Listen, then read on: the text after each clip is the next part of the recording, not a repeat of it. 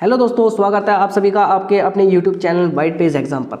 दोस्तों, आप सभी जानते हैं कि हमारे चैनल पर कक्षा 10 की फुल तैयारी कराई जा रही है, कक्षा 10 और कक्षा 12 की। तो दोस्तों, इसी श्रृंखला में हमारी ये हिंदी में जो गद्यांश को लेकर वीडियो चल रही है दोस्तों, चैप्टर वाइज। दोस्तों, इससे पहले 2 चैप्टर की वीडियो मैं करवा चुका हूँ, मित्रता पाठ की,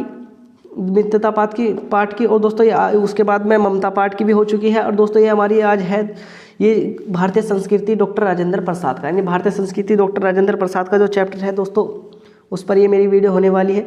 दोस्तों, जो इसकी मोस्ट इंपॉर्टेंट क्वेश्चन होंगे और बोर्ड परीक्षा में 2023 में जो परीक्षा देने वाले हैं छात्र, दोस्तों इस वीडियो को जरूर देखिए।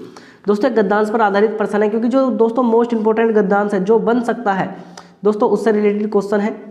तो दोस्तों, आई होप कि आपको ये वीडियो भी अच्छी लगेगी। और दोस्तों, अगर आप हमारी और वीडियो देखना चाहते हैं कक्षा 10 से रिलेटेड, तो दोस्तों मैं उन सभी की प्ले लिस्ट का लिंक डिस्क्रिप्शन में दे दूँगा। हिंदी, इंग्लिश, SST, मैथ, दोस्तों इन सभी की वीडियो आर्ट, कॉमर्स, दोस्तों इन सभी की वीडियो आप हमारे चैनल पर जाकर देख सकते हो। सभी के लिंक मैं डिस्क्रिप्शन में दे दूँगा। तो दोस्तों, शुरू करते हैं आज की हम अपनी वीडियो। तो दोस्तों, कक्षा 10 हिंदी 2023, यानी जो दोस्तों कक्षा 10 का जो हिंदी का पेपर आने वाला है दोस्तों 70 नंबर का, उसमें आपसे 6 नंबर का गद्यांश पूछा जाता है।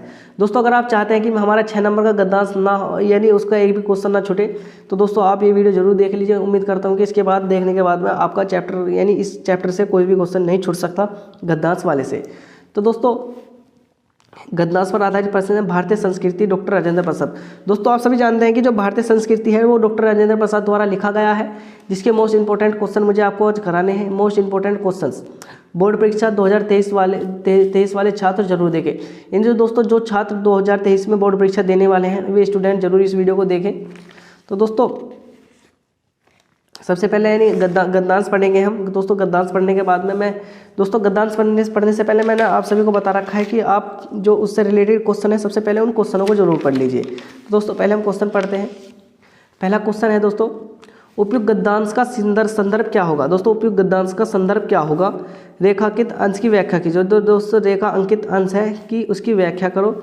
हमारी संस्कृति का मूलाधार क्या रहा है। दोस्तों, जो हमारी संस्कृति है उसका मूलाधार क्या रहा है। नैतिक सिद्धांतों में मुख्य स्थान किसका रहा है। जैन तैकेतन भुंजीयथा की भावना से क्या ओतप्रेत है। पारंपरिक विरोध को कैसे मिटाया जा सकता है। तो दोस्तों, इसमें लगभग 6 क्वेश्चन दिए गए हैं। दोस्तों, मैं आज आपको 6 क्वेश्चन सोल्व करके दिखाऊंगा, और दोस्तों कैसे सोल्व करने हैं आपको परीक्षा में, जो आपके क्वेश्चन आउट ना हो दोस्तों वही बताऊंगा। तो दोस्तों, हमने सबसे पहले हमें क्वेश्चन पढ़ने हैं। क्वेश्चन पढ़ने के बाद में हमें क्या दोस्तों, हमें पैराग्राफ पर जाना है। तो दोस्तों, पैराग्राफ क्या कह रहा है। दोस्तों, पैराग्राफ कह रहा है कि हमारी सारी संस्कृति का मूलाधार इसी अहिंसा को ही, यानी हमारी सारी संस्कृति का मूलाधार इसी अहिंसा को ही अपने तत्वों पर स्थापित रहा है। इसी अहिंसा को ही अपने तत्वों पर स्थापित रहा है, जहाँ जहाँ हमारे नैतिक सिद्धांतों का वर्णन आया है। इन दोस्तों, जो हमारे नैतिक सिद्धांत है, जहाँ जहाँ उनका वर्णन आया है, अहिंसा को ही उनमें मुख्य स्थान दिया गया है। दोस्तों, उसमें अहिंसा को ही मुख्य स्थान दिया गया है। यानी दोस्तों, अगर नैतिक सिद्धांतों का वर्णन आता है, यानी नैतिक सिद्धांत यानी जो हमारे सिद्धांत है, अगर वहाँ कहीं उसका वर्णन आता है, तो दोस्तों अहिंसा, यानी जहाँ अहिंसा को ही मुख्य स्थान दिया गया है। यानी अहिंसा क्या है दोस्तों, अहिंसा है कि किसी भी चीज़ को प्यार से मनवाना, यानी अहिंसा यानी उस चीज़ का विरोध ना करना, उसे यानी बातों से ही मनवाना, वो एक तरह से अहिंसा हो जाती है। क्योंकि जो हम अपने प्यार से बोलते हैं उसे अहिंसा कहते हैं। स्थान दिया गया है। अहिंसा का दूसरा नाम या दूसरा रूप त्याग है। यानी दोस्तों, अगर आपको कोई कुछ कह रहा है, आपको कोई गाली दे रहा है, सपोज करिए, तो दोस्तों आप उसे कुछ नहीं कहा। अगर आप अहिंसावादी हैं तो दोस्तों आप उसे कुछ नहीं कहेंगे, बल्कि उसकी तरफ को एक बार मुस्कुरा देंगे। तो दोस्तों, यही एक अहिंसा है कि दूसरों से लड़ाई झगड़ा ना करें।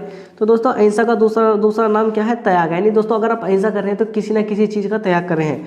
और अहिंसा का दूसरा नाम स्वार्थ भी है। और अहिंसा का दूसरा नाम क्या दोस्तों, स्वार्थ भी है, कि हम हर चीज़ में अपना स्वार्थ ढूंढते हैं। तो दोस्तों, अहिंसा का दूसरा नाम स्वार्थ भी है, जो प्राय भोग के रूप में हमारे सामने आता है। दोस्तों, जो हमारे भोग के रूप में हमारे सामने आता है, पर हमारी सभ्यता ना तो भोग भी त्याग से ही निकाला है, लेकिन दोस्तों हमारी सभ्यता ने तो भोग भी त्याग से ही निकाला है। दोस्तों, जो हमारी सभ्यता है, भारतीय सभ्यता है दोस्तों, उसने भोग भी उसने भोग भी त्याग से ही निकाला है, और भोग भी त्याग से ही पाया है। श्रुति कहती है, तेन त्यागत्य भुनिज्या, इसी के द्वारा हम व्यक्ति के बीच का विरोध, व्यक्ति के बीच का विरोध, व्यक्ति और समाज के बीच का विरोध, समाज और समाज के बीच का विरोध, देश और देश के बीच के विरोध को मिटाना चाहते हैं। तो देश और देश के विरोध के बीच को मिटाना चाहते हैं। हमारी सारी नैतिकता चेतना उसी तत्वों से ओतप्रेत है, यानी हमारी सारी चेतना और दोस्तों चेतना इसी तत्व से ओतप्रेत है।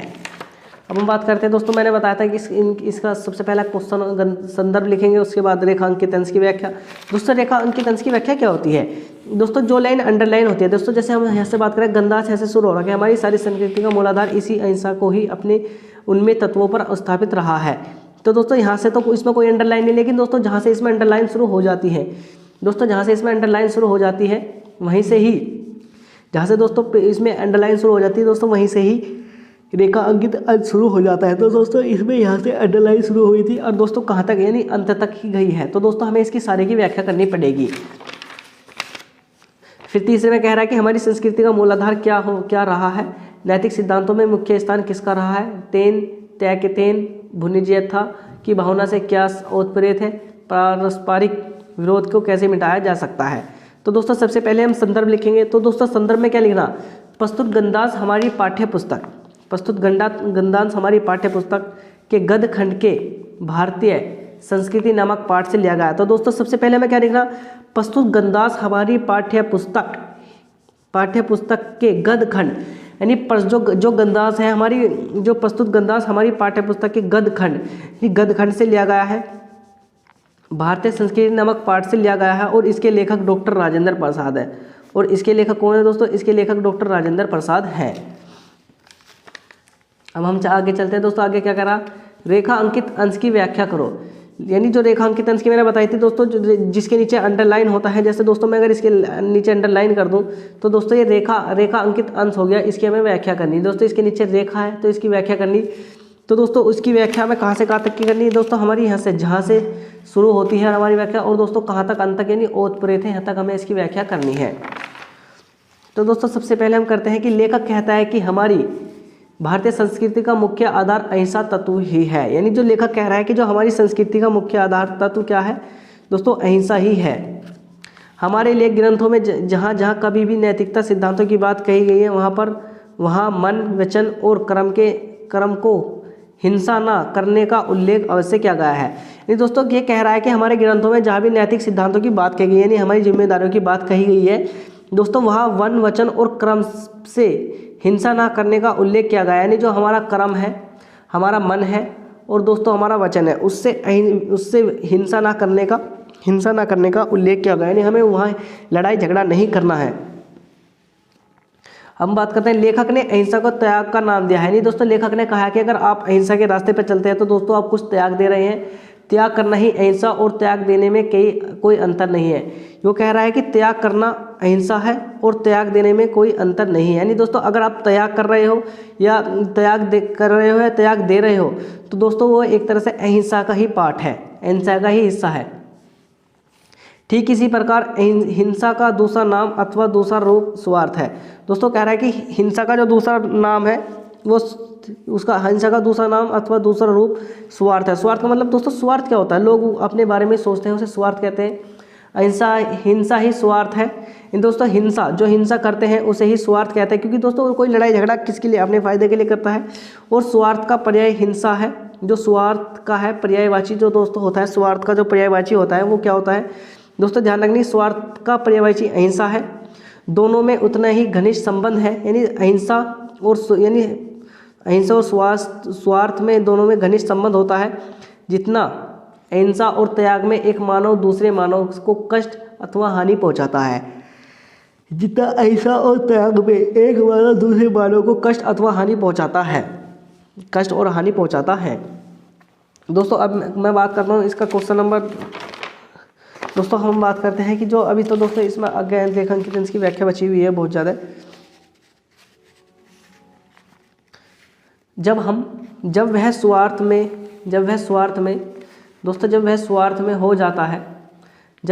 में हो जाता है, अतः वह स्वार्थ का दूसरा नाम हिंसा है।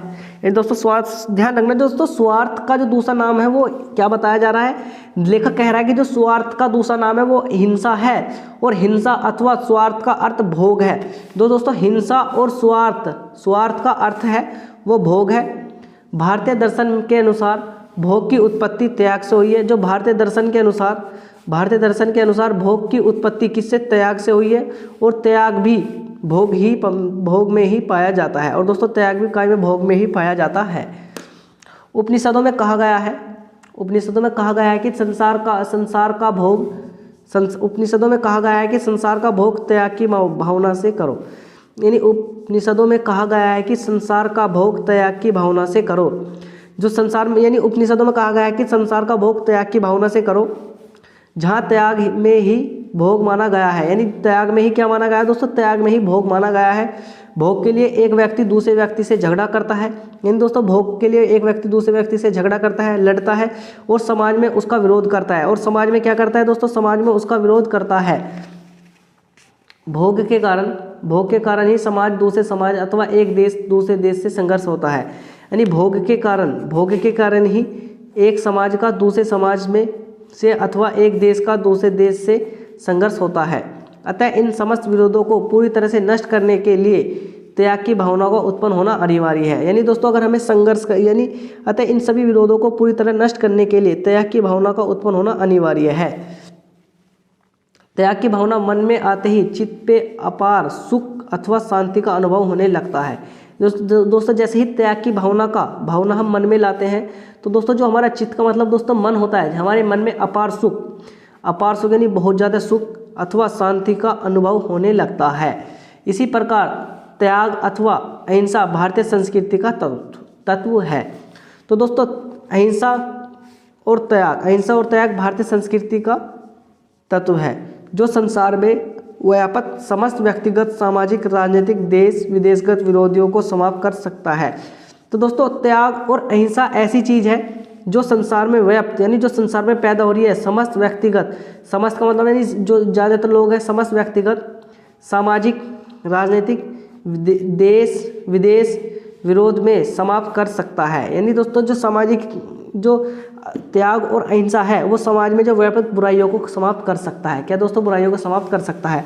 अब मैं बात करता हूँ दोस्तों क्वेश्चन नंबर 30 क्या कह रहा है इसमें। देखिए दोस्तों क्वेश्चन नंबर 30 कह रहा है कि हमारी संस्कृति का मूलाधार क्या रहा है। दोस्तों हमारी संस्कृति का मूलाधार क्या रहा है। तो दोस्तों तीसरा क्वेश्चन है कि हमारी संस्कृति का मूलाधार क्या रहा है। तो दोस्तों हमारी संस्कृति का मूलाधार अहिंसा तत्व रहा है। यानी दोस्तों हमारी संस्कृति का मूलाधार क्या रहा है, अहिंसा तत्व रहा है। नैतिक सिद्धांतों में मुख्य स्थान किसका रहा है। दोस्तों नैतिक सिद्धांतों में मुख्य स्थान किसका रहा है। तो दोस्तों नैतिक सिद्धांतों में किस मुख्य स्थान किसका रहा है। तो दोस्तों हमारे नैतिक सिद्धांतों में अहिंसा का प्रमुख स्थान रहा है। दोस्तों अगर हम नैतिक सिद्धांतों की बात करते हैं, नैतिक सिद्धांतों में मुख्य स्थान किसका रहा है, तो हमारे नैतिक सिद्धांतों में अहिंसा का प्रमुख स्थान दिया गया है। इसका दूसरा रूप त्याग है, और नैतिक सिद्धांतों में मुख्य स्थान अहिंसा का रहा है। दोस्तों नैतिक सिद्धांतों में मुख्य रूप अहिंसा का रहा है। दोस्तों पांचवा क्वेश्चन क्या कह रहा है। दोस्तों पांचवा क्वेश्चन कह रहा है कि तेन त्यागेतन भुनिज्या की भावना को क्या ओतप्रेत है। यानी भुनिज्या की भावना का क्या ओतप्रेत है। तो दोस्तों तेन त्यागेतन भुनिज्या की भावना से क्या ओतप्रेत है। हमारी चेतना तेन त्यागेतन भुनिज्या की भावना से ओतप्रेत है। तो हमारी चेतना और हमारा मन जो है दोस्तों किससे, त्यागेतन भुनिज्या की भावना से ओतप्रेत है। हमारा चेतना और हमारा मन किससे, भुनिज्या की भावना से ओतप्रेत है। दोस्तों अंतिम क्वेश्चन यानी पारस्परिक विरोध को कैसे मिटाया जा सकता है। छठा क्वेश्चन है कि दोस्तों पारस्परिक विरोध को कैसे मिटाया जा सकता है। तो दोस्तों पारस्परिक विरोध को कैसे मिटाया जा सकता है। पारस्परिक विरोध को तेन नित्य भुनिज्या की भावना से के द्वारा मिटाया जा सकता है। तो दोस्तों ध्यान रखें कि पारस्परिक विरोध को कैसे मिटाया जा सकता है। तो तेन त्यागेतन भुनिज्या की भावना के द्वारा ही मिटाया जा सकता है। त्यागेतन भुनिज्या की भावना से ही इसको मिटाया जा सकता है, पारस्परिक विरोध को मिटाया जा सकता है। तो दोस्तों ये था हमारा भारतीय संस्कृति को लेकर जो जैसे डॉक्टर राजेंद्र प्रसाद द्वारा लिखी गई है। इस पर दोस्तों ये हमारी जो मोस्ट इम्पोर्टेंट क्वेश्चन है दोस्तों, जो गद्यांश है ये था दोस्तों। ये गद्यांश बहुत सी बार परीक्षा में पूछा गया है, आपको हमारी स्क्रीन पर भी दिख रहा होगा दोस्तों कितनी बार ये क्वेश्चन पूछा जा रहा है। तो दोस्तों आई होप कि आप सभी को ये हमारी सभी वीडियो अच्छी लग रही होगी दोस्तों। हमारी हिंदी के अलग हमारे चैनल पर दोस्तों इंग्लिश की, साइंस की, मैथ की, SST की, कॉमर्स की, आर्ट की, सबकी क्लास चल रही है। तो दोस्तों उम्मीद करता हूँ कि आप वे क्लास ज़रूर लेंगे। उन सभी का मैं लिंक डिस्क्रिप्शन में दे दूँगा, आप जाकर वहाँ से भी उन वीडियो को देख सकते हो। तो दोस्तों मिलते हैं अगली वीडियो में, तब तक के लिए थैंक्स फॉर वॉचिंग।